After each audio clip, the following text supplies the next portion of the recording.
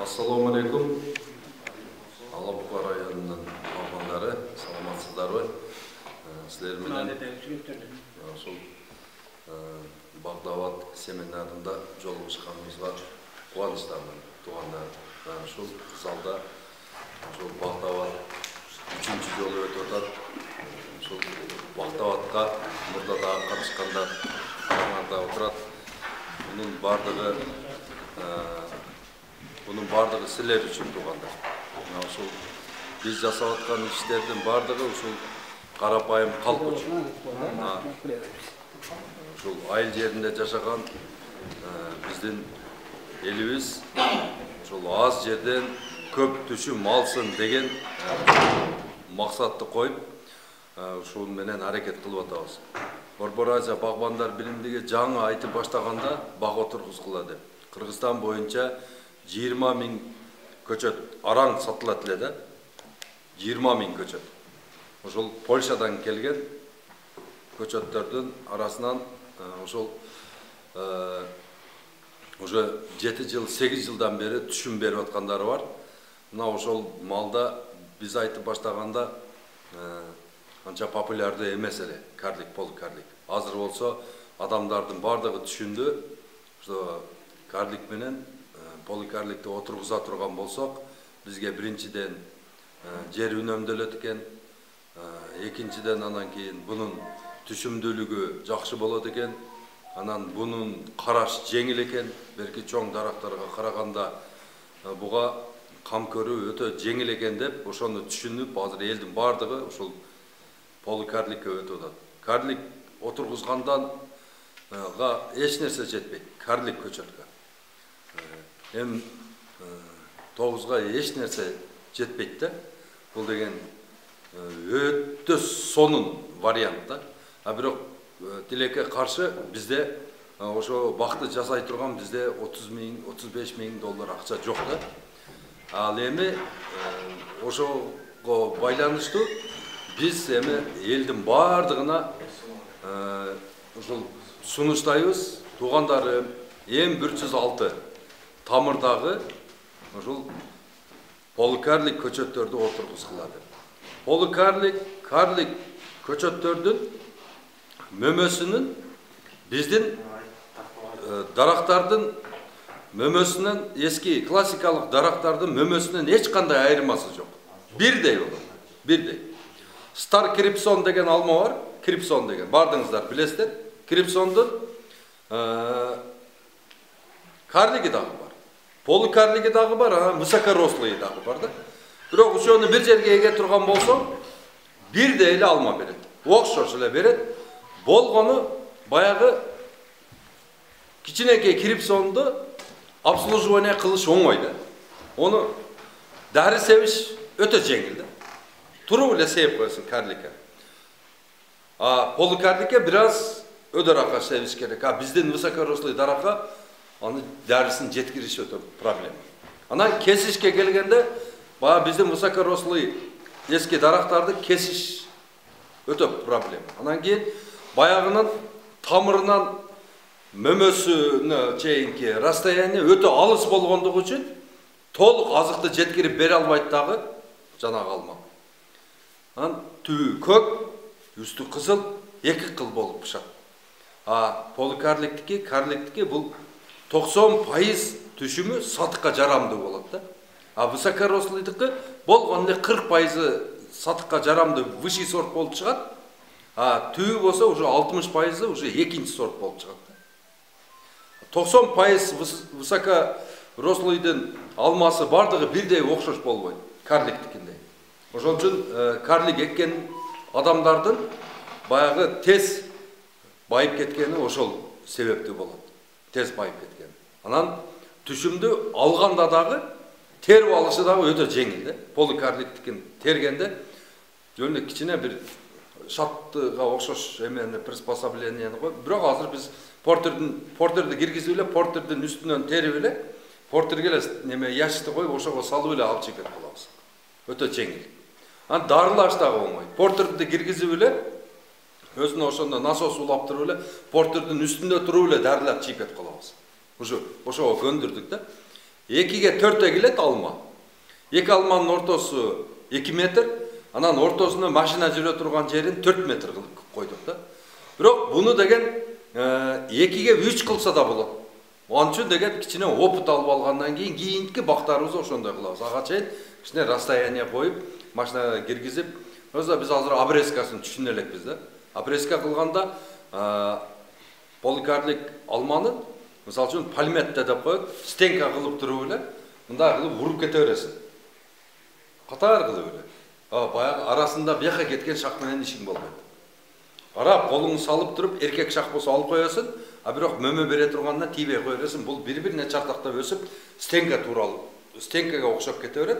Алма наркы беттегини нарактан, берки беттеги алманы берактан терип аласың. Муну пальметте деп коет. А кээбиркилер ошол эле эмени чашабразный кылып чыгарат. Мындай касеге окшотуп.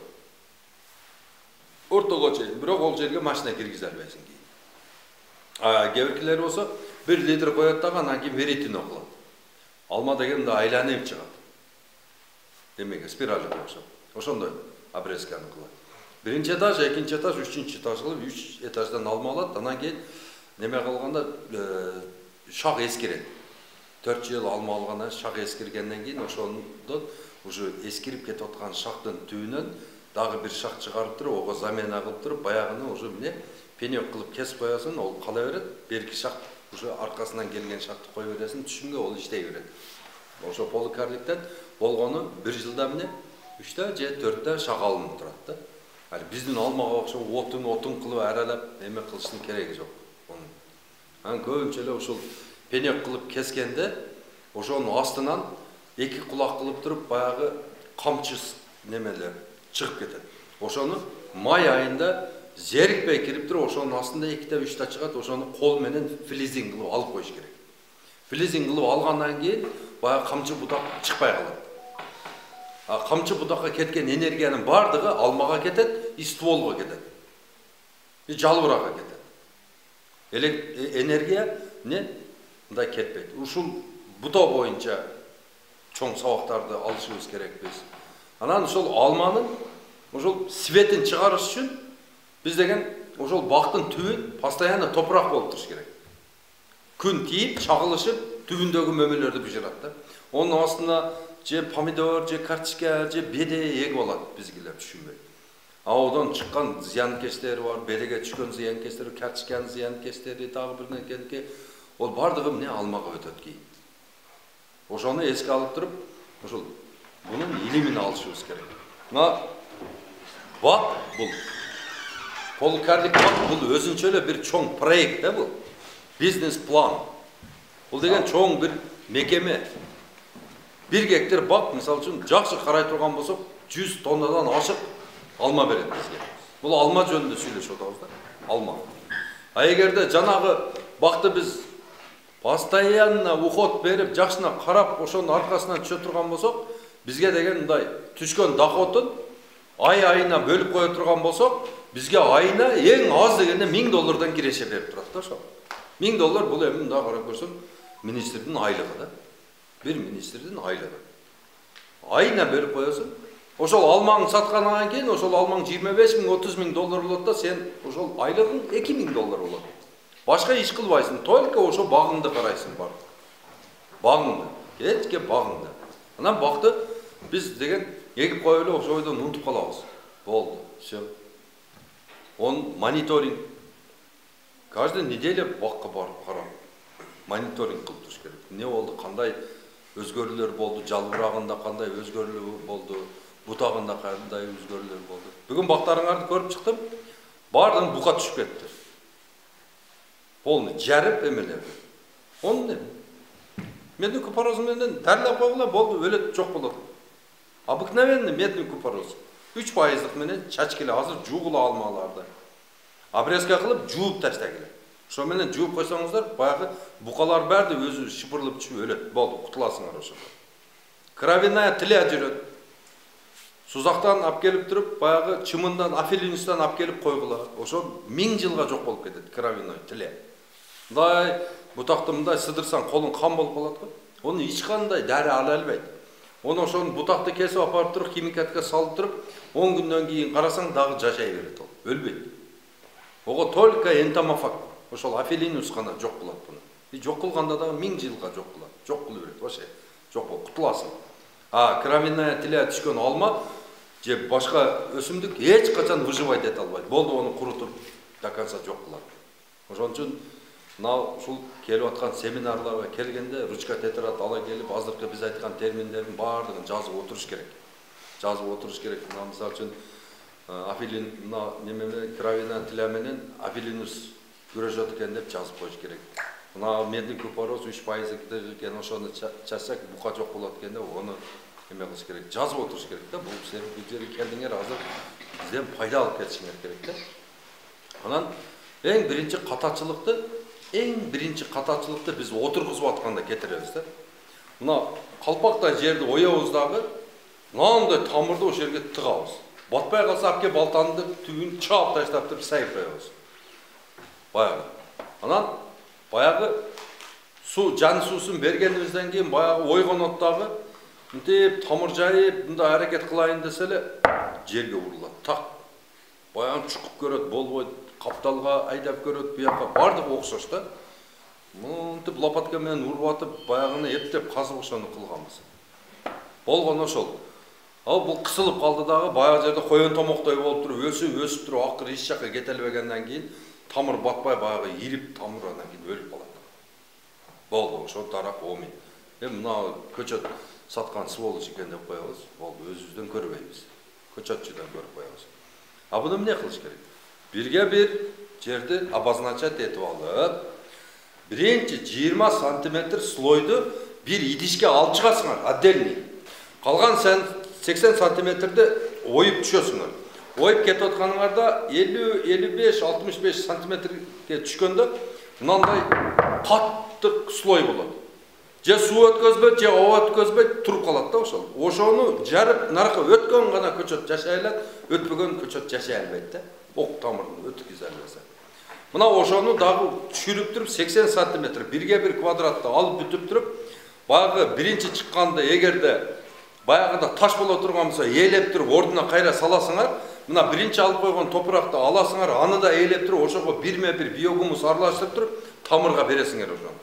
Тамырга берип туруп, анан жан сууну бересиңер. Анан өспөгөн даракты көрөйүн да.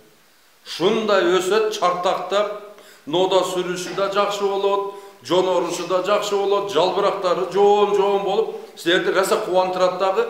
Биздин мына Туркиядан алып келип азыр $4 бардык Кыргызстандын территориясында сатып аткан көчөттөрүбүздөн алып отургузсаңыздар, уже экинчи жылы уже түшүм аласыңар. Өрүгүнөн дагы, сливасынан дагы, алмасынан дагы өтө жакшы результат болот да.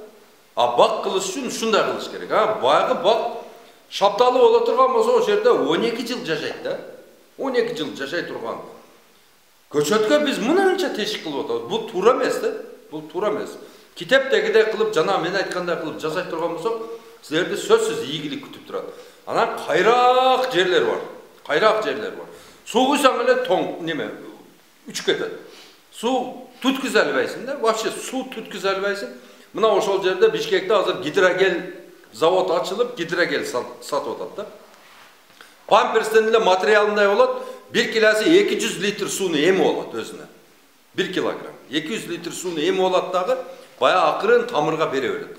Ар бир тамырга по сложности, по ландшафту, эгерде жалаң кумдак жер болуп ушундай боло турган болсо, ол жерге 150 грамм. Эгерде нормальный жер боло турган болсо, өргө 100 грамм салып койсоңуздар, 20 литр сууну же 30 литр сууну өзүнө кабыл алып алат дагы. Мына баягы бадам, мисте экен жерлер барбы? Какыраган мындай жер.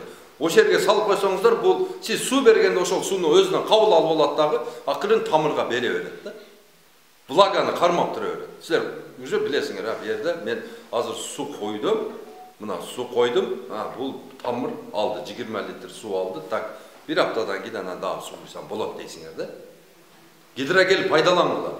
Бул өзүнөн өзү чирип 5-6 жылда уже бадам уже күчүнө кирип, уже эч нерсеге баш бербей күчтүү болуп калганда, ошол мисте, бадам, жаңгактар уже кереги жок болуп калганда өзү чирип жок болуп кетет ол. Гидрогел ошону сөзсүз түрдө ар бир көчөткө пайдаланыңыздар туугандар. Бұл сіздерден ертеге түшүн беріп. Мына азыр жөнөкөйлө бір контейнер ашып тұрып, бір мына Алабұқанның жерінде бір контейнер емес, жөнөкөйлө 2-2 местаны алып тұрып, сода қылам десең, ошоға аренда төлөсүн 10 000 сом. Ошол жерге товар толтырасың, жоқ дегенде 200 000 сом. Мына ошол жерде күнүгө барып уорасын тура. А бул да эле бакка деле беришибиз керек да биз. Бакка канчалык өзүнүн нормасындай бардыгын өзүнүн жашына кылып бере турган болсок, ошол бак бизге отдача берет. Жөнүнө эгип коюп карабай 10 жылдан кийин келип туруп, кайра кыйып таштап туруп, ордуна дагы башка нерсе эге бере турган биздин өмүрүбүз, биз мурунку пайгамбарлардай 900 жыл жашабайбыз биз. Биздин средний статистический жашообуз 70 жыл болуп атат азыр. 70 жыл. 70 жылга жетпегенибиз бар. 80 жылга өтө аз адам жетип атат. 90 жылга вообще эле өтө аз киши жашап атат да. Мына ушул өмүр убакытты үнөмдөө үчүн. Бар жок азыр неме болуп атат да? Интенсивдүү болуп атат. Информация интенсивдүү келип атат. Машиналерди мисалы үчүн бир немесинде саатына мисалы үчүн 400 км жүргөндөрү чыгып атат, самолеттор, суперчарттар чыгып атат, бардыгы поездар жүрүп атат. Багбанчылык азыр эмне ошондойго чыкты дагы интенсивдүү багбанчылыкка келдик. Эми импрессивдүү баягы мурдакы көчөттөрүбүздү эге берели дей турган болсок, рынок ону сурап айтат да. Рынок эмне Pepsi, Cola, Fanta, Sprite сурап атса, биз болсо чалап, атала дагы бир нерсе менен олорго барсак, алар айтат да, кичине тандап көрүлө, бул эмне дейт да, түшүнбөдүк дейт. Давай Pepsi барбы дейт. А значит, ол базар сурап аткан эмне? Алмаларды беришибиз керек да. Базар эмнени сурап атат? Red Chief, Golden Delicious. Red Chief дегени кып-кызыл алма болот. Нонундай болот. Чоң-чоң кып-кызыл. Багы Star Crimson барбы? Одон дагы сонунда бул. И анан кийин буну дүйнө жүзү саткан эле барып туруп эле менде Red Chief бар десең, аке дейт, сразу таныйт да. Алманы көрсөтсөң эле мында карап көрүлө канча тонна бар, давай жүктө дейт. Анан Golden Delicious дегени сап сары алма болот. Сочный. Жесең, мындагысаң нериңе шелекең агат. Шундай ширин болот да. Анан буну орустар ушу жанындай жакшы көрүп жейт да. Мына ушул юг тарап жакшы көрөт ушундай. Golden Delicious. Канча болсо апарсаң, мына поляктар алып келип атат, ирандар алып келип атат ушул мен айткан алмаларды. Вагону менен сатылып атат. А кыргыз болсо баягы спринтерде бир алма алпар болот дагы, бардык WhatsApp группага Кыргызстандан алма келди деп зорго сатып атат биздин алмаларды. Мына уже доказательство турат да. Эгерде ошолордун ордуна биз Golden Delicious Гренни Смитти апарганда, орустар таныйт эле дагы, стой. Давай сюда. Яблоки, давай, Golden дай мне дейт. Же болсо вот этот красный Red Chief дай мне. Же болсо көк алма бар. Семиренкеден дагы каттык. Баягыны столдун чекесиге бир уруттуруп, баягыны ящикке салып койсоң тура берет. Шунчалык пышык алма да. Гренни Смит деген. Гренни Смиттен Мичурин Семиренкени чыгарган да. Ушундай күчтүк алма. Анан немеси дагы таразасыга дагы өтө оор отурат да. Өзү нык алма. А күзүндөсү баягы Golden Delicious'тен башка алманы, зимний алманы тиштеп көрсөң, баягы пресстелген картонго эле окшош болот бул. Бир ай холодильникке коюп алып чыккан, а Golden Delicious'те езилип калат. Жесең карс деп жейсиң да. Ушундай. Бул холодильник деп чыга турган алма. Бул зимний алмалар да. Муну деген деңиз деңгээлинен 1500 метр өтө жакка эгебиз буну. Ошону түшүнүп алды. Мына жерге эгип кое турган болсок, ол алмаларды мында алаканыңа коюп үстүгө бир урсаң эки жакка чачырап кетет. Бөк болуп калат. Ичи рассыпчатый болуп эч нерсеге жарабай калат да. А бул жердин алмасы эмне? Бул жердин алмасы Галавал деген алма бар. Галавал деген алма бар. Ошо июндун 10-унда жерде бышып баштайт, мына креслодой кызыл. Кып-кызыл болот, базардын учунан уже адам көрсө, алманы алам деп өзү келет. Анан жештүү. Анан биздин бак алмагандан айырмаланып, бул деген пышык алма болот дагы, анан кийин эгерде лишний болуп кала турган болсо, холодильникке турсак, апрелге чейин тура берет. Дагы бир свойствосы бар да. А берки болсо, бак алманы болсо, кичине колуң тийип кетсе, ошо жери карарат дагы болду, ол эч нерсеге жарабайт. А болсо холодильникке тура берет. Анан дагы бир алма бар, Ginger Gold деген. Golden Delicious'тин эле өзү бирок 1-июльдө пышат бул. Базарда эч жерде алма, бул дагы холодильникке турат. Бул дагы апрелге чейин тура берет. Кокустан өтпөй кала турганса холодильникке салып коесуз, тура берет да, апрелге чейин. Мына ушул эки алманы ушул жерге сунуштайм. Алабуканын чөлкөмүндө ушул алма өтө жакшы болот. Анан кийин бизде бадам бар, суусу аз жерлерге бадам бар, апрелдин 10-унан кийин гүлдөйт. Ошондой бадамыңыз бар, апрелдин 10-унан кийин гүлдөйт дагы. Бардык үшүктөр жүрүп, сары кар, баягында суу карлар неме түшүп, эме болуп, анан алма гүлдөгөн балда кошо гүлдөйт дагы. Анан чаңдашуусу самоопыление. Өзүн өзү чаңдатат дагы, аябай түшүмдүү болот. Бир немеси гектарынан 5 тонна бадам берет. 5 тонна бадам. Бадамдын азыр эң пас бадам азыр 250 сом, 200 сом болот. Любой малда сатылат бадам. Мына ушул бадамга көңүл бөлгүлө. Анан кийин баягына калировка, Кордия, Регина, Зират 900 деген жакшы черешняларыбыз бар. Черешняларыбыз көп узун болбойт, 3 метрден, 3,5 метрден бою өтпөйт. И постоянно аш салат 1 гектарга 660 штук батат. Мына ушул черешняга, бу жерге черешня аябай сонун болот. Мына ушул мөмөлүү дарактарды отургузгула. Анан слива бар бизде. Анжелино деген слива бар. Биздин сливадан Стенлей деген слива бар. Биздин сливадан 4 барабар чоң. Чоңдугу чоң, и кургайт. Биздин кактан 4 барабар чоң как таштайт. Кагдагы аябай чоң. Анан куруу баягында кургаш мөөнөтү биздин сливаныкында эки барабар кургай берет. Сушкадагы барабар кургайт, и күндө дагы барабар кургай берет. Аябай түшүмдүү, жакшы. Мына ушул жерде ошолордун сорттору бардыгы бар. Азыр заказ берсеңиздер, көчөттөр 20 күндөн кийин ушул Ошко келет. Азыр 2 машина келди, ошолорду азыр саттырып атабыз.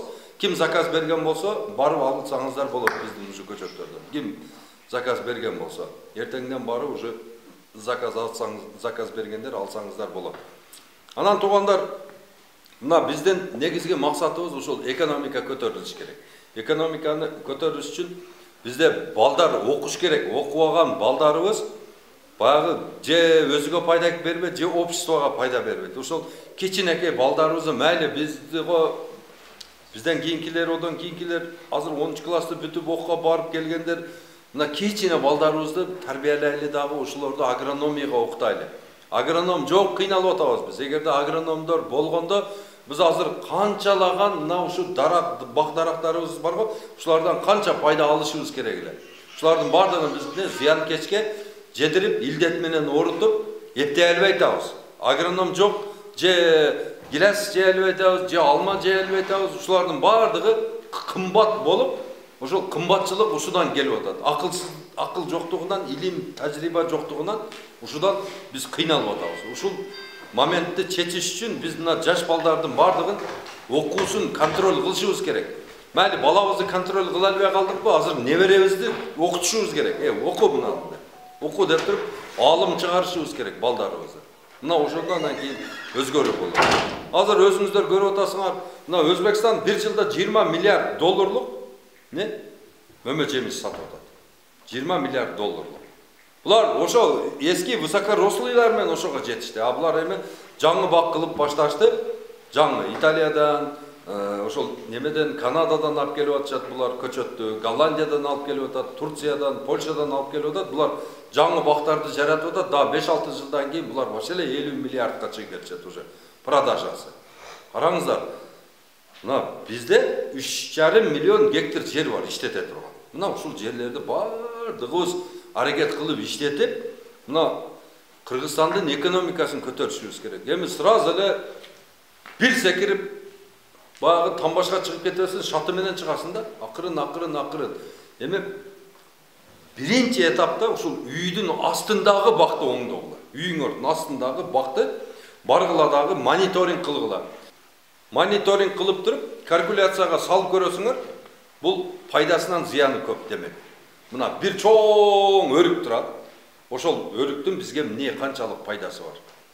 Мына ошону алып ташта, жерди деген полностью планировка кылып, анан ошол огородко туугандар, мына тал, терек, мажрым тал, бака терек, орус терек, Кытай терек, клен, дагы дуб бир нерселер болсо туугандарым, ошолордун бардыгын тазалаңыздар. Мына бул деген өзүнөн жит чыгарат баягы. Тал, терек, мажрым талдар.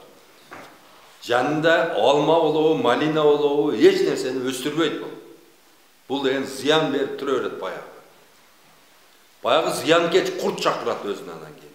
Ошо аламда канча курт болсо баардыгын өзүнөн чакырып, ошол жерде кыштатып туруп анан жазындасы огородко киргизип берет. Мына жей бергиле деп. Ошон үчүн туугандар ким бак кылам десе, же токой кылсын, же бак кылсын, экөөнүн бирөөсүн тандаш керек да. Мына терек, тал булар деген мына көбүбүз Россияга барганбыз, квартирада баягындай бирге 15-10 адам болуп жашап көргөнбүз да тура. Ошол жерде бир сасык адамдар бар го. Мына бир нерсесин баспа мындай кылбай, унитаз түшүрүп коюп, раковинага буну койбо деп эле башты ортуп эле бир квартирада бардык адамдар кыйнай берет го. Вот терек ошондой да. Алманы ошондой кылып өстүрбөйт да. Отурса опок, турса сопок кылып састып, ошол жерди бардыгын уулап тура берет. Ошон үчүн мына кимде багы боло турган болсо, барып ишенбесеңиздер карап көрүлөт. Теректен алысыраактар жакшы түшүм берет, жакынырактары түшүм аз. Өсүшү да пас болот да. Ошон үчүн теректи алгандан кийин барып эле мынерден эле кыркып койбогула, буну түбү менен алып таштагыла. Эгерде мынерден эле кыркып койсоңор, белки түбү дагы 15 жыл чирип бүткүчө зыян бере берет да. Түбү менен алып таштап, тазалап туруп, бакты мониторинг кылып туруп, 5 сотик бакка биздин көчөттөн 60 штук батат да. 5 сотик бакка. 5 сотик бакка 60 штук силер ошону тиге турган болсоңуздар, ошодон ар бири 50 килограммдан хасыл бергенде 3 тонна аласыңар. 5 сотик жерден 3 тонна. 3 тонна өрүк, же 3 тонна кирес, же 3 тонна алма, 3 тонна. Мына ошону сатсаңыздар 100 эле сомдон. 300 миң сом ошо 5 гектар 5 сотик жериңерден алып турасыңар. Ондай пайданы биз 5 гектар жерден ала албайбыз да. Мына кичинекей жерден көп түшүм алуу деген ушул болот. Интенсивный садоводство деген ушул болот. Бизде ушундай көчөттөр бар. Мына Өзбекстанда майдын нарагында эгилип турат да. Май айылы бар го. Ошол нарагында эгилип турат. Бриция деген өрүк бар. 15-чи майда бышат. 15-чи майда бышат. Ошого $4 акчасын төлөп, перек төлөп, 1-2 жылга акчасын берип койгон. Мына ошонун көчөтү бар бизде. Ошону эге турган болсо 15-чи майда чыгарып, мына Кыргызстан чөлкөмүндө ошол өрүгүңөрдү үйүңөрдөн 100 сомдон алып кетет. Мадемектен ар биринин астын ичине жаңгак салып, как кылып чыксаң дагы ончолук актабайт да. Түшүмдүүлүгү аябай жакшы. 30, 40, 50, 60, 70 кило берет да бир түбү. Уже 15-чи майда сен болду, дыйканчылыгың бүттү да. 1 гектар жерге эгип алсаң 660. 10 тонна өрүк сатып $4, $40 миң. Болду, астына биогумусту берип, суусун берип, убагында карап, обрезка кылып, дарыларын чачып, коюп калган малда бошсун. Сен айына $2 миң эмес, $3 миң айлык алдың деген эсеп да бул. Бир жылына. Болду, эми жерде эффективдүү иштеткени өтүшүбүз керек туугандар. Убакыт өтүп атат. Азыр мына өзүбүздүн огородко кичинекей жерге эгип көрөлү ошо прунустан. Ошону карагыла. Уже опытын алып, 40 кышты үйрөнүп, баягыны дарылаштырып, сатышты үйрөнүп бүткөнүңөрдөн кийин анан чоң жерге чыгасыңар.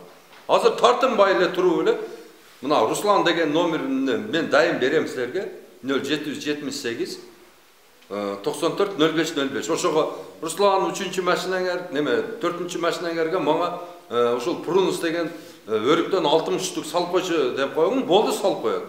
5 сотик жерге эгип аласыңар да, ошону асырап карап, жакшы багып алсаңар, 5 сотиктен силер 2-3 гектар баягында арпа, жүгөрү, ошолордун бардыгын түшүмүн алып турасыңар да.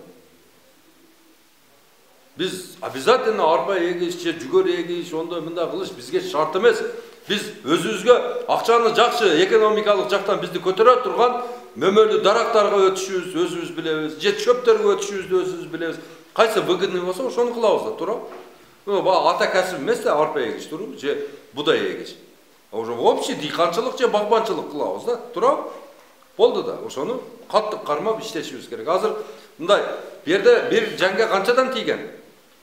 Ар кандай тийсе керек, 30 сотиктен тийгенби?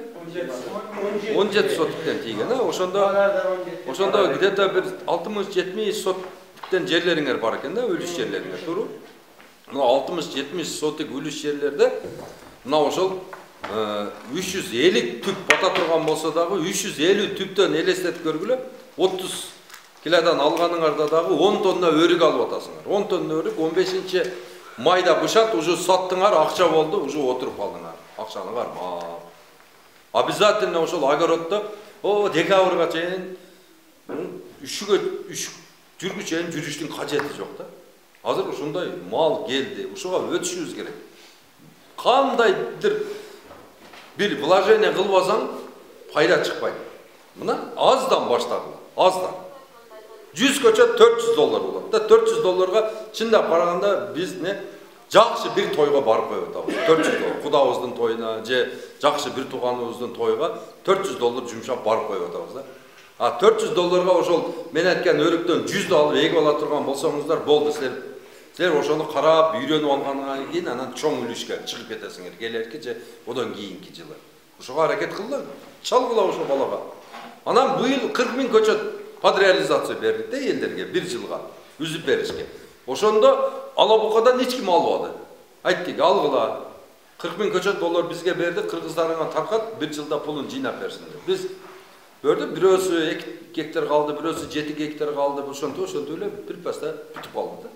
Ошодон албай калдыңыздар. 40 гектарга бак кылып алышты да, ошол адамдар алып, эми секин үзө беришет. Мына азыр бизде мына Бак Дөөлөт фирмасында дагы шарт бар. 1 майга чейин Кыргызстан чөлкөмүндө мына нарын, анан кийин чоң алай, чаткал, алайкуу, анан 9 торо тарапкалы көчөттү жазда отургузуш керек. Башка жерлердин бардыгына мына 25 октябрдан баштап 1 майга чейин көчөт отургузсак боло берет. Силер ошону биле билиңер. Билбейт элеңер. Карды алып таштап туруп, ошол жерде оюп туруп, ошол жерге отургуза бересиз. Анан туугандар, убактың болду, бак кыла турган жериңе чыгып эле жерди каза бер. Лунка даярдай бер. Лунканын топурагы канчалык эрте эшикке чыгып, бай жерге кислород менен насыщать этип, күн тийип упурап, өзүнө витаминдерди алып, даяр болуп турат экен да жер. Ошон үчүн эч качан жер казгандан качпаңыздар. Барып эле бир кирканы алып, ломду алып, анан бардык жерлерди иштетсе болот. Таштакпы, чопобу, ак топуракпы, кумдакпы, не имеет значения. Мынандай кыр жерби, мынандай жерби, кандай болсо дагы иштетсе болот. Самый главный су жеткизиш керек. Анан баягы мен айткандай кылып туруп, жерди оюп таштап туруп, плодородный почваны алып келип саласыңар дагы любой жер иштейт да. Любой жер. Баягы топурак, баягы эмеге ошол көчөткө жагымдуу топуракты алып иштете бересиң. А жерди болсо жөн эле гүл өстүргөн горшоктой кылып пайдалана бересиңер да. Любой жерге бак болот. Любой. Күн тийсе эле болду. Су жетсе эле болду. Всё. Анан менин жерим таштак эле, менин жерим кумдак эле, чопош эле, ол эле, бул эле деген шылтоо болбош керек. Мына мен айтканда бирге оюп таштап туруп эле баягы топурагын алып чачып салгыла дагы ордуна сонун топуракты алып келип, ресапут менен трамбалап туруп, баягы жерге эгип кое эле. Болду, мынандай бак боло берет да. Анан туугандар эч качан эмени кыкты ыргытпаңыздар, кыкты бирөөгө бербеңиздер, мисалы үчүн да. Кыкты үйүп топтоп туруп, мына ушул багыңарга иштеткиле. Эң биринчи кыкты үйөсүңөр дагы судан аябай сээп туруп, күлөңкө менен жаап коесуңар. 2 айдын ичинде кап-кара болуп туруп, күйүп калат. Мынандай болуп, кап-кара болуп күйүп калат. Дагы судан сээп туруп, жанагынын чекесине бир коробка сөлжан киргизирсеңер, ошону 3 айда полный тазалап туруп биогумус кылып берет. Анан кийин көчөтүңүн астына 1 жылдык көчөт болсо, ошону 2 жерине 1 килодан бересиң. 2 жылдык көчөт болсо 4 жерине бересиң. 3 жылдык көчөт болсо 6 жерине бересиң. 5 жылдык көчөт болсо 10 жерине бересиң. 20 жылдык көчөт болсо 40 жерине бересиң. Анан кийин берип атканда көчөттүн мына стволу тикке жер турат го. Мына тикке. Бул көчөт же даракта мына өсүп турат да. Түйүнө эч нерсе бербегиле. Суу дагы, азык дагы эмнеге берилбейт. Мунун бардыгы мына бутагы мындай чыгып турабы? Ошонун түйүнө берилет. Нерде ооз тамыр. Биз мантыны белге бере беребиз да, манты жеде. Мына мантыны эмнеге бериш керек мына? Darak şu yerden jeyt. Aylantırıp turup mınдай kılıp berip çıkasыңlar. Aylantırıp mına boldu. Aylandırıp bergeniңерден кийин мына ушул эме болот. Bunun tüyüne misal üçün suunu bere turgan bolsaňızlar, bunun tüyünen erozия bolup ketet. Жер семирткич берсеңиздер, bir yerden jara çıkıp ketet. Ствол orugandan kийин darak özü bir жылда эле уже курап түшүп калат. Muzdaq suunu vurup berip taştaysiz ошол жерге. Muzdaq suunu. Daraka hiç kaçan muzdaq su berбеш керек туғандар. Esiңерде bolsun, daraka muzdaq su berilbeyt. Düşündüңөр? Ошончалык даракты деген 36 градус суу менен гана сугарыш керек. Биз даракты muzdaq суу менен сугарып стресс кылып коюп атабыз. Канчалык биз даракка жакшы мамиле кылсак, дарак бизге дагы ошондой мамиле кылат. Күндөн күнгө опыттар ашып атат, элдер бар жокту үйрөнүп атат. Биз мисалы үчүн эл билгендин бир кичинекей эле чекесин билебиз, Ел шунчалык азыр опытный болуп кетти. Мына көп семинарларга да биз барып катышып атабыз. Баягылардын опыттарын көрүп туруп, биз жанагылардан көп нерсе үйрөнүп атабыз. Мына ушул жерде отургандардын дагы арасында менмин деген профессионал багбандар отурат. Мына ошолордон дагы азыр сабак алсак болот. Чыгып, бул жерге чыгып, мындай кылгылар биздин чөлкөмдө деп айтсаңыздар болот. Анан туугандар, эми суроо жооп көтөлү, кандай жерде өзүңөрдүн багыңарда кичине мындай эме болуп атса, айтсаңыздар болот. Болот. Мен атам рахматы өздөштүргөн жери бар да. Камыш басып жаткан жерде, камыш тазалап ошо эки жагында загон казып туруп састы качырганда, туруп жери кылганда. Бирок нымтуулукту көрө кармайт да, анан камыш чыгып келет. Ошо көчөт тиктим да. Мурда көчөт тиктим. Тиги анан жанагы сиз айткандай түйүнө бытылдардан суу коюптум да. Анан курап калды да, ошо бир каршы уланган жерин өйдөрүнөн атып чыкты. Анан ошо жерге кандай кылып берсем болот деп келген суроо. Мен сизди жакшы түшүндүм. Высокорослый менен полукарликти сиздин жериңизге болбойт. Siz o жерге карлик егишиңиз керек. Карлик. М9 деген подвой барбы? Ошону ексеңиз сизге мынандай болот. Эми зымга түшөсүз да, зым менен стойкага түшөсүз. Карликтин тамыры ылдый кетпейт, түшпөйт. Баска. Өдөсүндө эле болот дагы, баягы подземный суулар ого таасир бере албайт. Сиз только карлик егишиңиз керек. Мынандай результат болот. Макулбу? Жок, мен карлик менен башым оорутпайм, мындай десеңиз, ондо сиз о жерге борсулдак егиңиз. Борсулдак деген бар. O almağa qaraganda 3 barabar kımbat ketет. Борсулдакты крыжовник деп коет. Базарга барсаңыздар мында кичинекей дарбызга окшогон көк сатып атат го. Бирөө жарым көрүп калдыңарбы? Борсулдак. Ошондой саздак жерлерде ошол борсулдак жакшы көрөт. Ошондой егишиңиз керек. Клюква и калина.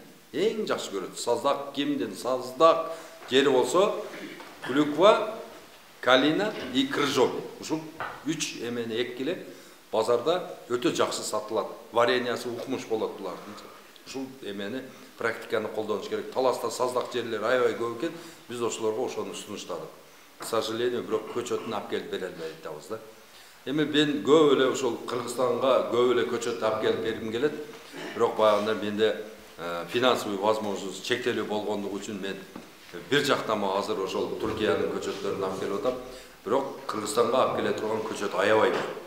Dünya жүзүндө Кыргызстанда өсө эле турган бир 1000ден ашык мөмөлүү дарактар, бадалдуулар бар. Ошолорду Кудай кааласа алып келип силердин бардыңыздарга жайылтабыз. Мына араңарда эгерде күчтүү бизнесмендер боло турган болсо, мына Абдулла кел укам бирге иштейли. Мен мынерге бир холодильник коёюн, Алабука районуна жылына 100 000, 200 000 көчөт неме алып келип, ошол жерде экөөбүз биргеликте иш кылайлы деген сунуштар болсо, биз ачыкпыз да. Биргелешип иштейбиз. Түркиядан биз көчөттү алып келип беребиз. Бул киши ушул жерде туруп сатып, пулун алып, Ошко же Бишкекке адамдарды бастырбай, холодильник менен морозильникте ушул жерге келет, холодильникке түшүрүп коебуз дагы. Анан мына ушул неменин марттын 1-inde келсе көчөт, ошол бардыгына жетет да көчөт. Ошол эл азыр каерде экен көчөт десе Ошто экен дейт. Түшүнбөйт да. Кайчан барып келем ошол 20 көчөт. Көчөт каерде экен десе, ошо Алабукада центрде экен. Мындай десе бардыгы келет. Arda келет дагы. Көрөт, көзү менен көрүп, колу менен кармап, бар жоғын информацияны жазып коебуз. Мындай кылып. Окуп туруп эле анан алып кете берет ошол жерде. Ошого эгерде сунуш болсо, келиңиздер кошо иштешели. Bir холодильник коюш керек. Bir холодильник койсок, анан кетти иш. Сон болот да. Мына ушул 50 чет. Кана келиңиздер, суроолорду айта бериңиздер. Бериңиздер. Сливаны дагысын айтыңыз, изилишет бар калап ушу боюнча кийинки жыл кылбайт десе, экен кургайтты бар. Ооба. Түшүндүм сиздин сурооңузду. Ону кече Аксыда дагы беришти. Ага Жаныш Курбанов деген кишиге жолугушуңуз керек. Ушуну азыр ол изилдеп, бир нече институттарга жөнөтүп, ушунун дәрісін азыр мына табылат болуп турат да. Бирде таап бага нефтяник деген дәріні алып келип сепкен экен, ол бир эле жыл кармаптыр да, кайра дагы башталып кеттир да. Бул непонятный. Буриклеште дагы эмне деп атат, бирок анык эмес да. Ошол бул өзү зыянкеч жеп атат да. Азыр ошонун менен карап атат, анан көбүнчө эле Жаныш ака айтты да, Абдулла деди, буну эми баягы ошол зыянкеч жеп үйрөнүп алды. Буну канча дарыласак дагы жей берет. Онон көрөктүү урукту алмаштырайлы дейт да. Баягыны дарылаганыңыздан кийин деле бар жоо бир сыйра шыпырылып түшөт экен дагы 2 жыл 3 жылда анан кийин түшүм кылат экен да. Онон көрөктүү ону күтпөй эле түбү менен замыры менен казып таштап туруп, баягыны дандырга жагып бериш керек. Баягыны отун кылып жагып берип, жалбырактарын баарын түшүрүп туруп. Анын ордуна уже жаңы Стенлей деген көчөт отургузушуңуз керек. Мына Жаныш Курбановдун номери 0777 666 555 Жаныш аканын номери. Жазып алгыла. Жаныш ака менен байланыссаңыздар, Жаныш акам ушуну Стенлейди өзүнүн үйүнө алып келип эгип, 3 жылдан бери карап атат. Анан кийин тынбай немеге келип, Алабукага да канча-мынча келип атабы, келбей атабы билбейм. Алып келип элдерге көрсөтүп кетип атат да. Кагында кургатыптыр, өзүн дагы көрсөтүп, баанда тынбай семинар өткөзүп атат. Аксы районунда эгерде силер сурана турган болсоңуздар, келип туруп слива боюнча кеңири маалымат берип, сливаларды дарылоо боюнча, анан кийин сорттун алмаштыруу боюнча силерге маалымат берип кетет. Номер кайталап коюңузчу. 0777 666 555.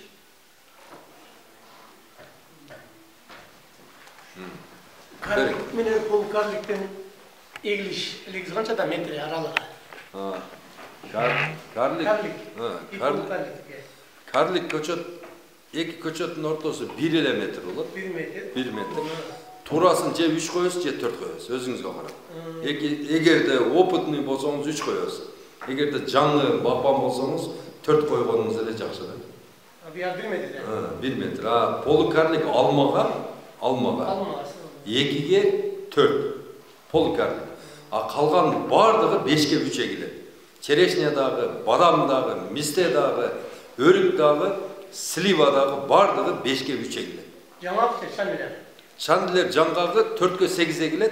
4'ge 8. 20 жылдан кейін ортада 4'tөн 1'den алып таштайсыз, кайра 8'ge 8 болуп калат.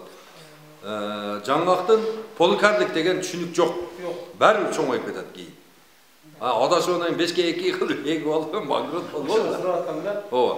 Анан көбүнчө эле жаңгакты жаллабаттыкын эккиле. Түркияныкы эмес, жаллабаттыкын эккиле. Эгерде бу жерде баягында эскиден ата бабабыздан калган токой жаңгактар боло турган болсо, опыление боло турган болсо, биздин жаңгакты оорутуп коет да. Ошон үчүн реликтивый бак бар жерге поликарлик жаңгак жолотпош керек. Ошондой кылып. Сливаны орусunu бөгөтүп кетет жок алмага. Полкарды билмелерди. Жок, неме косточковыйлар өзүнчө ооруйт, семечковыйлар өзүнчө ооруйт. Мына бактериальный ожог айваны, алманы, грушаны жок кылды го? Көрдүңөр э? Ол немеге сливага эмеге өтпөйт. Сливанын оорусу алмага өтпөйт.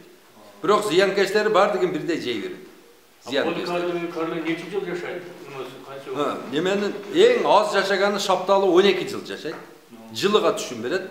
Эң аз жашаган алма 25 жыл жашайт. 25 жыл тынбай неме бере берет. Мисалы үчүн биздин алмабыз 50 жыл жашайт. Ошонун ичинен бир албай, ол дагы 25 жыл түшүм берет да. Бул деле ошондой. Бирок бунун неси жакшы? Биздин алмабызды башка жакка апарсаң тааныбайт, а булардын алмасын апарсаң бардыгы тааныйт да. Мына Red Chief, Golden Delicious давай деп алып кете берет. Ошонусу жакшы да, бул алманы. Дүйнө жүзүндө таанымал. Жанатан немелер болбойт экен да ма? Жанатан алма деген, бул Джонатан деген алма, бул дагы Америкадан келген, бирок бул деген Москвичте эскирип калды да. Москвичте. Азыр Мерседес чыкты. Мерседес бул Scarlet Super, Super Chief, Red Chief бул Мерс. Тазасы да. Ядан кейін оруга туруштук берет. Мына бактериальный ожог менен ооруп аткан грушанын жанына мына биздин июнский красавица, же болбосо Williams, же конференция, же Форелди отургузсаңыз буга өтпөйт. Булардын ичине вакцина берип атат го азыр. Россияда балдарыбызга вынужденный берип атат го, давай ал деп. Эмне канчабызды вакцинация болдук. Буларда вакцинасы бар. Ооруларга түсүп туруштук бере турган. Оорубайт да булар. Ошонусу менен эме. Көп кыйнабайт адамды. Биздикилерди орый берет. Кандай алып келдиң, анан кийин биздикилердин неси жаман? Азыр эккен алмаң уже балаң уже канча десем, мисалы кокон гилас эгип койсоң, балаң уже 12-ге чыкканда анан түшүмүн көрөсүң да. Же алма эгип койсоң, балаң мектепке барганда анан көрөсүң. Жаңгак эгип койсоң, вообще балаң армиядан келгенден кийин жейсиң да. Бул полукарликтердики мына эктиңби алманы, келерки жылы экте 3 алма берет. Келеки жылы 15-ке чыгат, анан 30-га чыгат, 40-га, 50, 70, 80, анан ар бир алма 120 килодан алма берип калат да полукарликтер. Биз өзүбүздүн көзүбүз менен көрдүк, Жерамини алманы мына Учкоргонго эккен экен. 4 банандын коробкасында 4 лыкма алма алды да. 100 кило, бир түптөн. Ошон үчүн бардыңыздарды айтам, туугандар, жаңы усулга өткүлө. Жаңы усул. Мисалы үчүн азыр, сиздин машинаңыз кандай? Маркасы? Лабо. Лабоңузду алып коюп, мен сизге азыр эме берип койсом кандай болот? Москвичте. Койдойсуз да туруп. Мына ушундай эле алманда сорту алмашты. Классификациясы келди, совершенствоваться этти да. Ошондой да. Эч ким азыр жүгүлүгө отургусу келбейт. Даже кемпирлер колтосу атка жүгүлү келесе колду тартып алат. Өткетсин дейт да.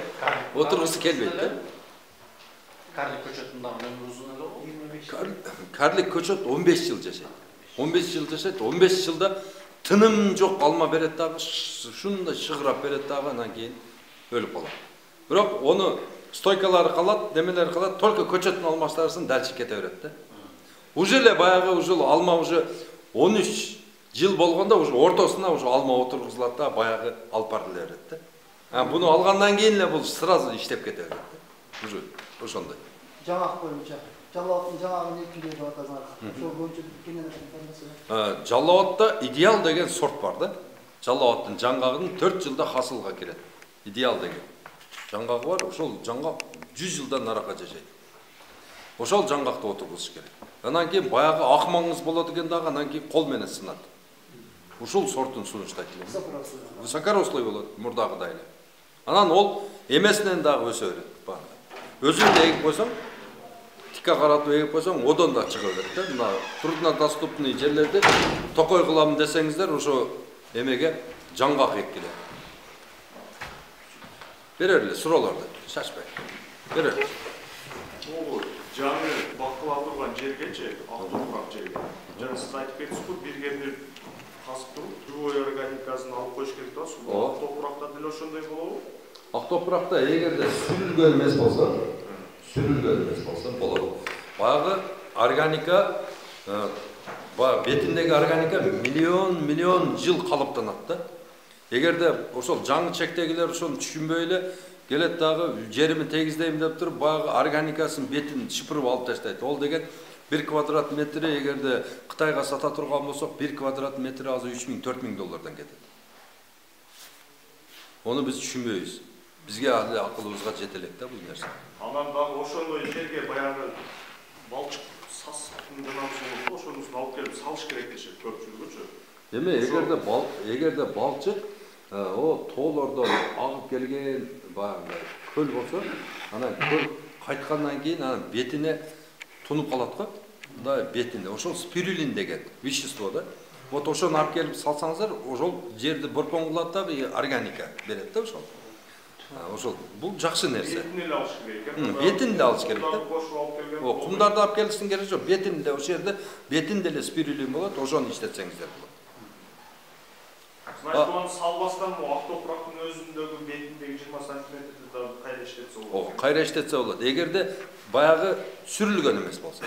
Ак топурак мурунтан бар ак топурак. Ошону иштетсеңиздер болот 20 сантиметр. Мурда 20 жыл 30 жыл мурда сүрүлгөн болсочу болбойт, ал уже бузулду. жок да, бузулган. Уже онан көрөктө ошол тоонун бетинен эле барып, тоодон да бетине 20 сантиметр слойдо алып келип, анан ошол жерди толтуруш керек да.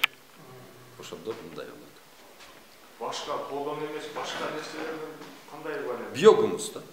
Ошол ак топурагыңызга, мисалы үчүн, ак топурагыңызга кайра ордуна саласыз дагы ак топуракты. Баягы бетин алып койдуңузга, ошого бирме-бир биогумус аралаштырасыз. Ошол 30 кило чыкса, 30 кило биогумусту бирме-бир аралаштырып туруп, анан ошого тамырга бересиз.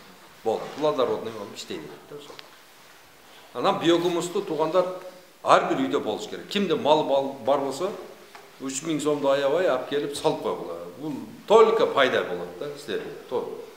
Эки сөлжанды бир коробкага салып, кыгы анан суусун жакшы карасаңыздар, 1 жылда 1,5 миң штукка көбөйөт. Эки сөлжан. Бул силерге бир эле жолу алып койсоңор өмүр бат шерик да. Кык эле таап эле ошону жеткирип берип турсаңар, силерге жер семирткич чыгара берет. 1 гектар жерди 7 тонна биогумус менен иштетсе болот. Нан да иштетсе болот. Пиязбы, сабизбы, карчыкабы, макабы, бакпы, нан да иштей берет. 10 тонна кыгыңар болсо, дайыма биогумус өзүңөрдүк болот. Эң сонун нерсе. Анан кийин сөлжан көбөйүп кете турган болсо, бир 40та тоок багып койсоңор, эрте менен 20 мүнөткө, кеч 20 мүнөткө ачып койсоңуздар, ошону жейт, бир тоок 40 күндө канча килограмм вес кошот. Ырыс семирет экен. Союп жей бересиң. Ашыкча болуп кетсе. Анан үйгө, ар бир үйгө бир мындай ящикпе же болсо пластмассовый бочка алып келип коюш керек, балдарга үйрөтүш керек, органика. Алма жеди ошол жерге салат, когон жеди ошол жерге салат, ошол жерде. Анан ошол кою малы жок, ошо городской окшоп жашаган немелер болсо, коңшулар болсо, бардыгына ошондой челектерден 10 коштонго 10 таркатып коюп, 1 айда толтуруп берет. Кайра ошону алып келип биогумусуңа бере бересиң сөлжанына. Мынандай жейт. Койдун терисин алып барып ар жерге састы итке талатпай, ошонун бетине жаап коелу, аны да жеп коет. Ушундай жакшы нерсе да бул сөлжан деген. Бергиле суроо. Сөлжандан айтасыз, яманлык парашет Үйүп караган жакшы.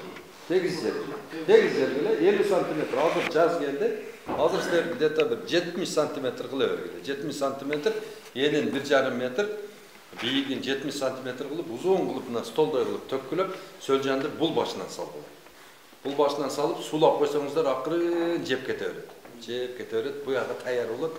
Таярын алып ээлеп туруп, ириги чыкса бул жакка төгүп коюп туруп, биогумусун огородко сразу эле прямой бере бергиле, иштей берет. Окумуш нерсе. Кышкысын кандай кылып карайсыңар? Кышкысын бийиктигин буртту 2 метр кыласыңар. Буртту. Ширинасы 5 метр, узунасы 5 метр. Ошону суулап туруп, үстүн клёнка менен жаап туруп, бир ысытып аласыңар. Анан клёнканы ачып туруп, сөлжанды салып койсоңар, болду, иштей берет.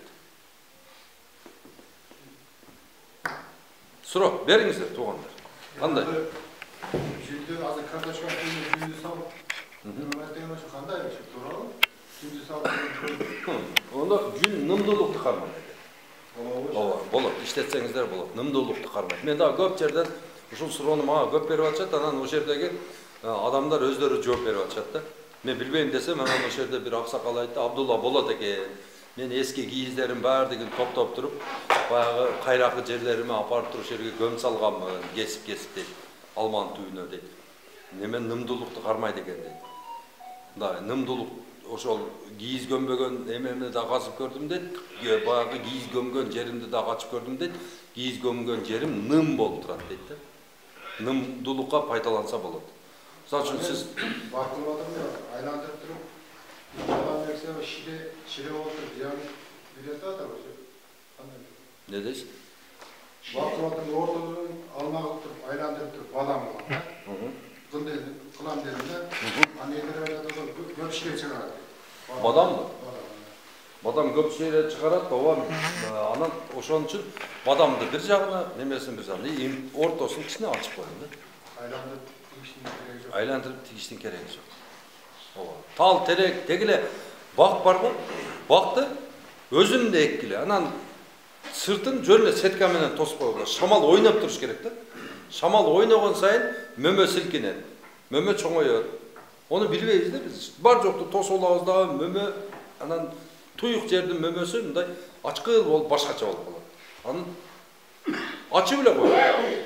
Шамал жүрүп турсун. Анан мына азыркы учурда коңшуларыбыздын баардыгы эле тоштуп алгылы эле бар жокту уруп алды. Su, ortada kardın susu, jamgırdın susu sinbeyle ana paڭjıttanıp ele уже sırыс bolup başladı da bardyk ele şaharlarda. Onun üçün betin meyli, bet jagын tosun, бирок бул жагын эки кошунасынын ортосун только сетка же живой сгород болуп шамал ойнап туруш керек. Ошону биздин мамлекетибиз адамдарга айтып түшүндүрүү иштерин жок. Ошон үчүн аллергия, тынбай грипп, балдарыбыз ооруй бергени ошодон. Гриппке болезньдер вообще бардыгын топтоп алдык. 30 yılın içinde. Hadi. Жаңа гидроген деген işte көчөттүн түйүнө коюш керек. Көчөттүн баягы топурагы бар го, ошого аралаштырып эле эгип коебуз да. Мына баягы азотту эмеге аралаштырып туруп, топуракка аралаштырып эгип атабыз го, кутта ошондой эле азотко окшош гранул болот.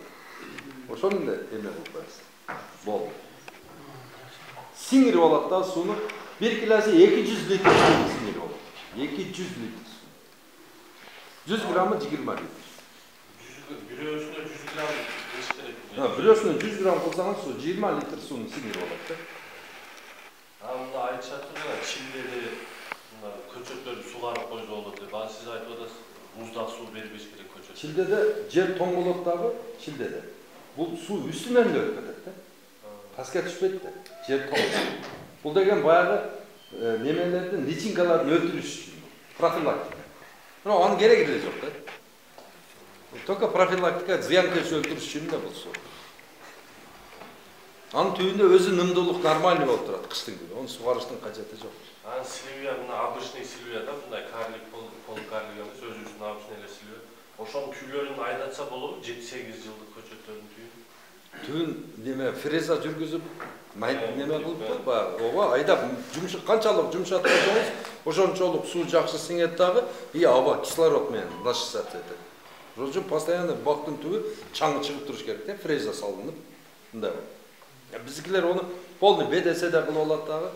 Ошодон же бак жоңойбойт, же берки жактан пайдаланбай жүрөбүз. Жанагы айдатсаң, жана түйүндө тамырлары бар, ошолор жууп салган көчөтүн кургап калат деп ошондой. Жок, кургабайт. Өтөрак кылып айдайт да. Силер азыр айдайм деген эмес, фреза салдырышыңар керек да. Фреза салдырыш керек. Айдаган бул точно тамырлардын баарын жууп чок кылып берет. Только фреза. Көчөттөрдүн түйүн кышында каскан жакшы же жаскан болар коюлат.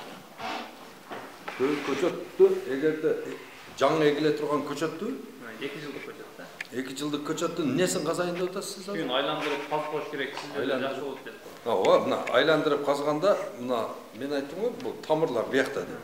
Жерди казбайсыңар да, биякты казасыңар. Суну дагы бушака бересиңер, азыкты дагы бушака бересиңер да. Биякта эч нерсе жок болду уже, бул жоон, мынандай тамырлар жерде мындай кетип туруп, анан чач тамыр болуп, эмнеде жатат да. Мынанын үстүн жумшатып, теп, ачып, кислородго, анан сууга доступ бересиңер, и анан ошо иштейт да. Биягын кылыш керек. Жазда дагы, күздө дагы любой малды берсеңиздер болот. Себеби дегенде жазда дагы, күздө дагы бул аба да керек, суу да керек. Болот. Баса, жумшатып койгон эң жакшы болот. Чөп бастырып алыш керек. Таштак жерде форум деп. Ошону биз экскаватор менен басып эле түйүн чылазып таштаганбыз.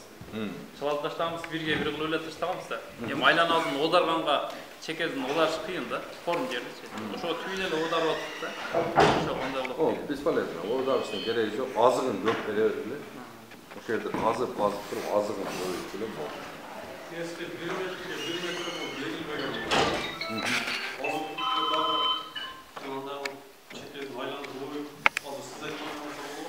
Sizlerdeki Vysokoroslый. Уже tamır aldı, işte vatanı sizlerdeki. 1 yıl oldu. Evet, 1 yıl oldu. Ne ektinger? Vysokoroslый mı? Çok Vysokoroslый. Vysokoroslый ektinger mi? O bu aylandırıp kazıp durup orduna bayağı başka жаққа жылдырайым деп отырсыз ба же? Места кім айтты? Mesut adında. Mesela 1 metreye 1 metre koyup koyuyorum. Oşan aylandırıp kayrak kazıp alıp taşlap durup biyogunusunu salt tuttuğun ağza olur dedi. Болады. Мына ошол эки көчөттүн эки жагынан эле арык казып туруп эле ошого биогумус салсаңыз боло берет. Тамыр бардык жерде тамыр. Ошолдун бардык айланасы тамыр иштей берет. Эки жагы. Эки жагы. Tıp köçöt boyunca. Agrarine toz oranı gördük de. Şu anda östürüyor. Şu yönde. Agrarine oluğu. Түт көчөт эми тытты багында тытты көбүнчө буфер деп коет биз жакта. Буферни кылып туруп биз тыт пышкан малда кокон гилас пышат. Кокон гиластан сал мөңүрөөк пышат дагы. Баягы ошондой сортун эгип атат балдар. Кокон гиласка келген чымчык тыт менен аласып калат дагы. Кокон гиласке телбетрон кылып бир немелерди пирдимут этип коет. Бир жакка тийзе дагы кичине тиет дагы көбүнчө эле ошо тыт менен аласып калып атат да. Буфер деп коет буну. Ошону жасаса болот, только кокон гиласке. Ошондой чымчык көп жерге ошондой буфер деп коет. Тытты көчөттүн любой жерге эксеңер неме кыла берет. Бул деген любой почваны тандабай өсө берет. Uruğuna sebep? Жок, бул көчөтүнөн. Ошо Өзбекстандан көчөтүн 5 сом 10 сомдон балдар алып чыгып сатып атышат эле. Жанагы ным болуп турса, калем жеринен эле алат деп атат. Мени? Ным болсо, калем жеринен алат деп атат. Калемчеден алат ого. Алат экен. Калемче кызы ар нерсе кылып эксеңер болот. Уругун деле тапса болот. Мага предлагать этиле бир 10 кило тыттын уругу бар. Ак тыттын деп. Ол буфер кылып эгип атат да. Ошол кокон гиласынын жакыныраак жерине узун кылып эгип коюп атышат. Ошол менен алаксыйт да. Mede daha bu sırada şuradan köçet eken yerinde şu kalkışın tamamının yok bula olmaydı değil mi? Tamam kastım şu 60-60 kvadratlık kazı ektim. Üstte bir çağ koymadı. Ama şu bıtırya bu suda çırıldayan bunlar kumda tukmak koyalım.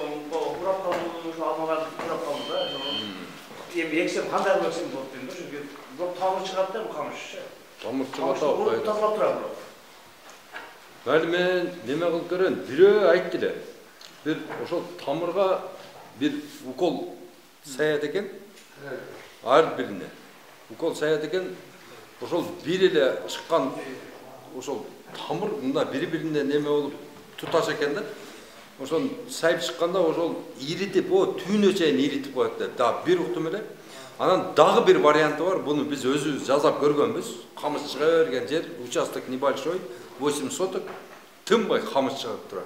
Баа жерде эме кылып туруп бир тугой эме кара калың клёнкадан алып келип туруп баягы общий жаптык да. Жап чекелерин да топурак менен неме кылып туруп раса саратан малды.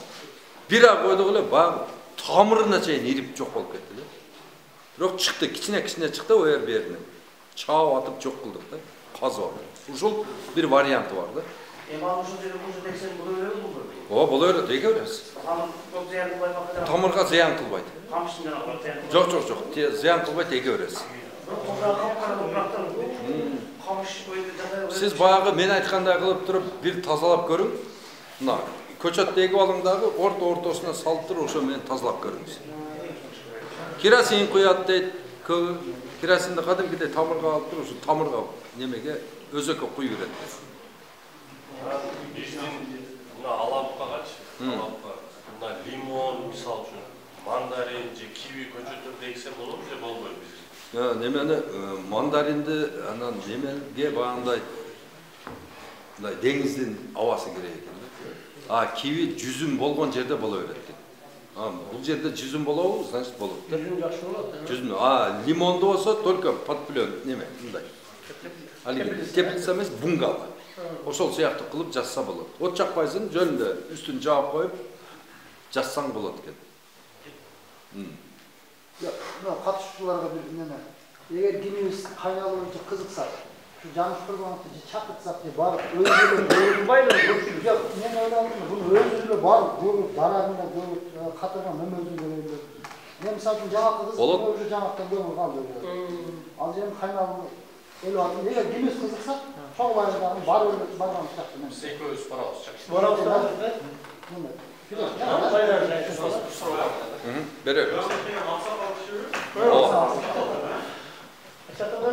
Atacay водохранилищтің бойында. Nerede? Евінен мына көтеріп қайрып кетеді. Евінде жақсы жерлер бар да, бейқаншық тауып су шықпағанда. Мен ойлаймын, şu бақтарақ болса жақсы болып тұрған жер да, жоқ баяғы су келіп басып кеткенде тыншыды. Шоғын баяғы профессионал бағмандар айтады, жамақ қылса болады, суға тұрышып кетеді. Жоқ, болбайды. Болбайды да? Болбайды. Және сізді уара қылпайды.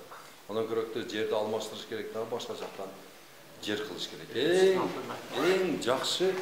Ең жақсы вариант бұл жерді жөнекөйлі бақты дағы қылғанда жерді ұзақ мөнетке баяғындай баш орбай тұрған жерге егіш керек та.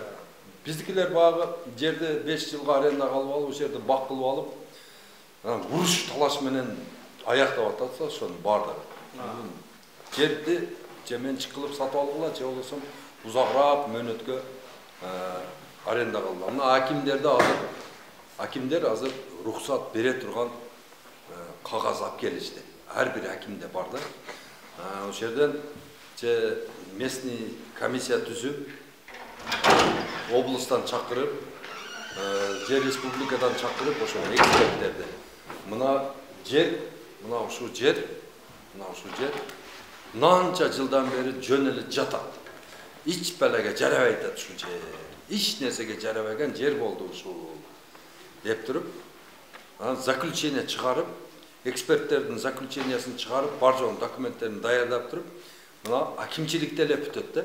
3 эле документти ар жерден Гипразем дагы эмне, анан кийин тарыхый мурас эмеспи деген 3 та документ справка алып келсеңиздер, калганы акимчиликте бүтөт.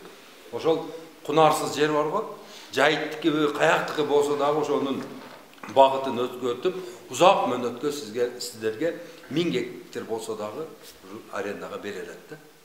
Азыр 5 сом 18 тыйын төлөп атат да, жайлоо. 1000 гектарына 5180 сом төлөп коет экен. 1000 гектар алганда. Баягы жерде таштан башка эч беле жок. Өспөйт, эч нерсе албайт, мына ушундай жерлерди багытын өзгөртүп бак кылыш керек. Бизде жер аябай көп экен. İşletilbеген жер өтө көп экен, мына ушул жерлерди биз өздөштүрүшүбүз керек. Башка 2040-жылы өтө чоң кургакчылык келет бизге. Окумуштуулар буну баардыгын эсептеп айтып атат, биздикилер эле айтпай атат да. Эртеге ушул кургакчылыкты бир гана дарак жеңелет. Дарак көп эгилген жерде өзүнөн өзү магнетизация болуп туруп, ошол жерге асадка көп түшөт, жамгыр жайыт, кар жай берет да. Дарак эгишибиз керек. Биз эң биринчи. Мына биздин мөңгүлөрүбүздүн эришин токтотуш үчүн биз дарак эгишибиз керек. Мына Кыргызстанда азыр ушу тапта эге турган болсок, бизге эң эле аз дегенде 3 миллиард дарак батат. 3 миллиард дарактан канча жалбырак түшөт, канча бутак чыгарат, канча салкын болот, ушулардын баардыгы экологияны оңдойт. Ошон үчүн баардыгыңыздарды айтамын, туугандарым, бир дагы күндү текке кетирбей, мына жаз келди, аракет кылып баг отургузуңар. Жок дегенде өзүңөрдүн ошол үйүңөрдүн астындагы баг отургузуңар. Стенлей деген сриваны тезирээк барып, Жанышекеден барып көрүп, ошодон заказ берип, мына ушул 20 акыркы машинеге илешип калдылар. Акыркы машина Бишкекке келет, бирок бул жакка бербейбиз. Макулбу? Ошого аракет кылыңыздар. Ага, ушул да, Абдулла. Жер мыйзамы боюнча көпчүлүк билбейт да. Эми азыр силерге биринчи рахмат, ушуну аким, айыл өкмөт жасабаган ишти жасап атасыңар. Мына элге ар бир районго кыдырып, рахмат, Алла ыраазы болсун. Мен айтайын дегеним, şu айыл өкмөттөрдө бир жакшы жер адиси жок да. Жер адиси болсо да тупой да, түшүнбөйт. Баягы акча менен бүткөн адистер да. Biz şu Alavra sayda жашайбыз. Мен 30 жылдан бери мыйзамдаштыра албайм жериме. Мен атаман калган жер. Мен оерге эгип, теректерин сатып, бактарды жаңылап атам азыр, карлик эгип атам. Бирок мыйзамдуу эмес да. Эми тилекке каршы жер келсе мораторий бар. Акимге бар дейт. Аким өкмөткө жиберет. Короче, жерди иштетип атабыз, налогун төлөп атабыз.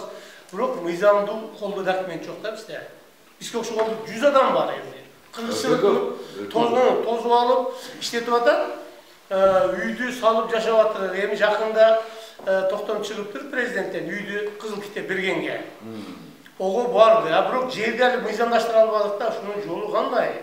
Мына немеде Кыргызстан боюнча азыр 500.000 гектар жерди ушул Садыр Нуркожоевич өзү аракет кылып, ошону немеге жайыт комитетинен чыгарып туруп, трансформацияга багытын өзгөрткөн.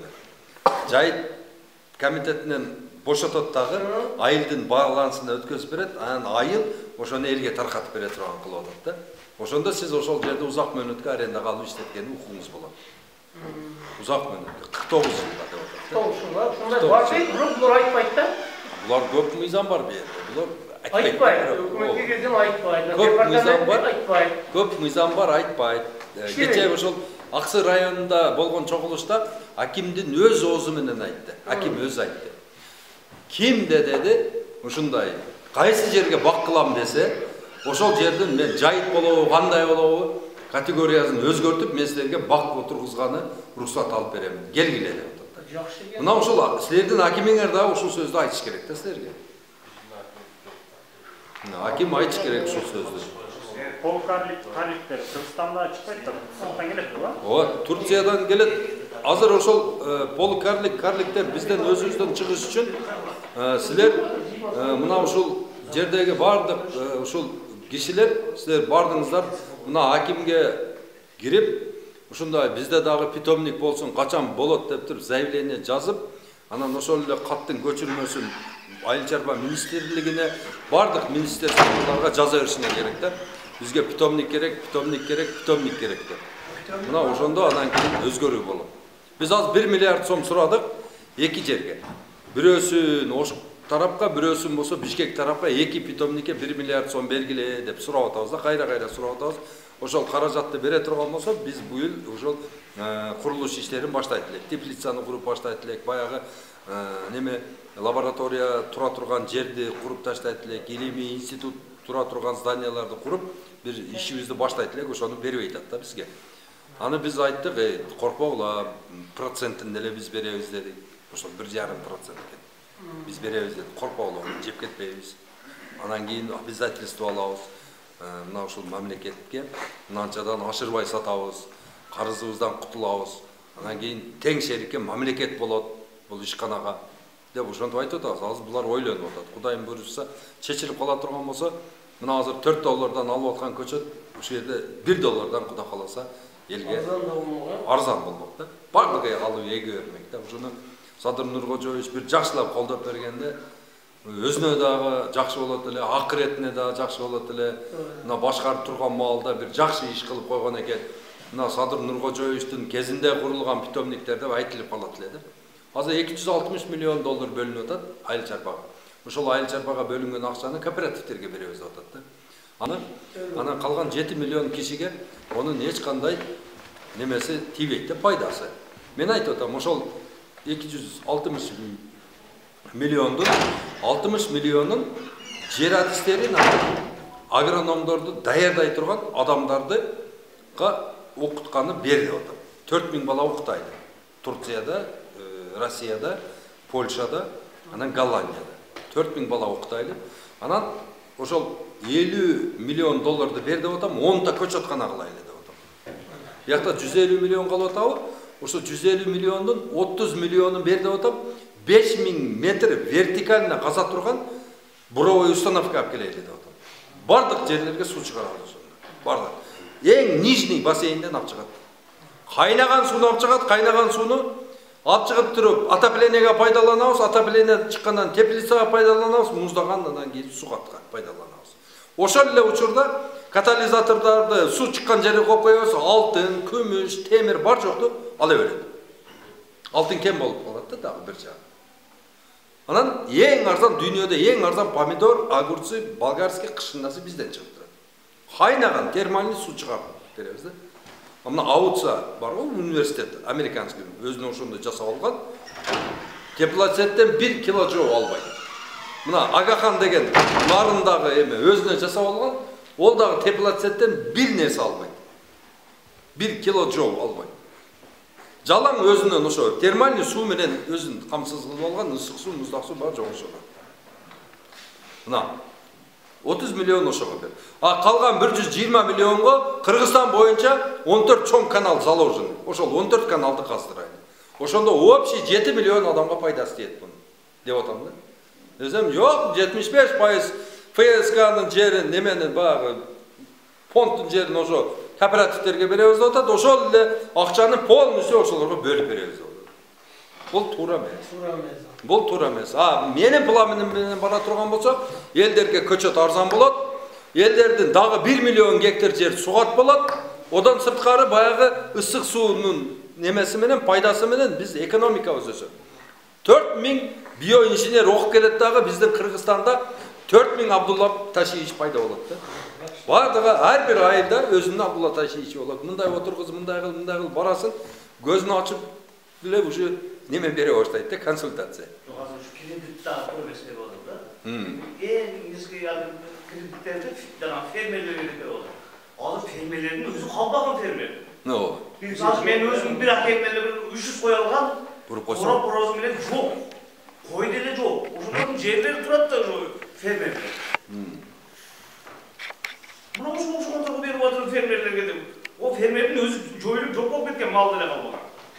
Кагаз сөзүндө. Бирок жерлер көрүнгөнгө сатып атыр да жерди. Мына биздин айылыбызда 400 гектар жерди семеноводстводо бир киши иштетет биздин айылыбызда. Ошол 400 гектар жерге 200 сомдон акча төлөйт. Суб аренда кылып башка бирөөлөргө 15.000 сомдон кем бербейт. 400 гектардан бул деген 14.800 сомдон пайда көрүп атат жылына.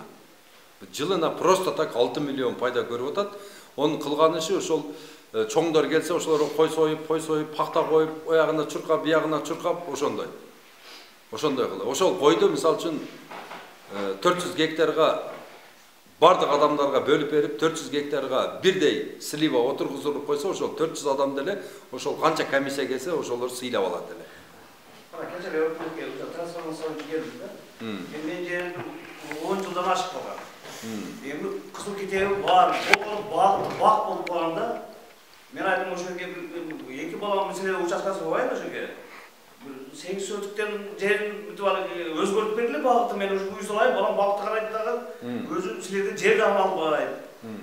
Мени ушу салсам ушуга жерди салып кой дедим. Болгону баягы закондо туура келбей турган жерлерге салбай келдим да. Мен айттым силердин законду сыйлаганды сыйлабай дегенсиңер дедим. Барып элеп алып үй салып алганга бердиңер дедим ушу трансформацияга. Мына карасаң ушу Заман тетири болуп атат.